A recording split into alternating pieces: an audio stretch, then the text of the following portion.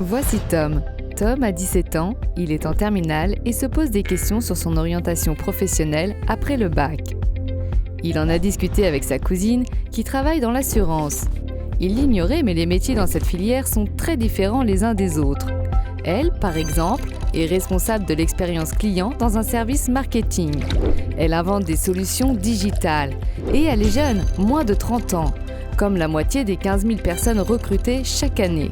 Ce n'est pas du tout l'image qu'il se faisait de l'assurance. Et pour la formation, comment ça se passe ? Il se souvient que sa cousine a fait de longues études.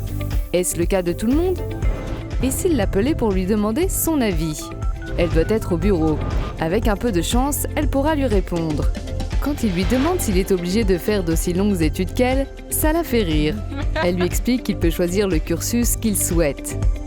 Ta cousine a raison, Tom. Tu peux intégrer la filière tout de suite après le bac ou après un diplôme de l'enseignement supérieur.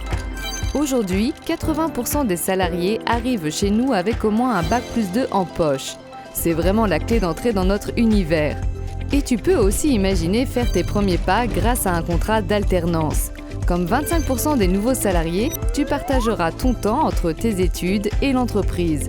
Et là encore, à toi de voir si tu veux commencer cette alternance immédiatement après le bac ou plus tard dans tes études. Et si à un moment il voulait changer de métier ? La vie est longue. Est-ce que sa cousine se voit faire toute sa vie le même métier dans la même entreprise ? Rassure-toi, Tom.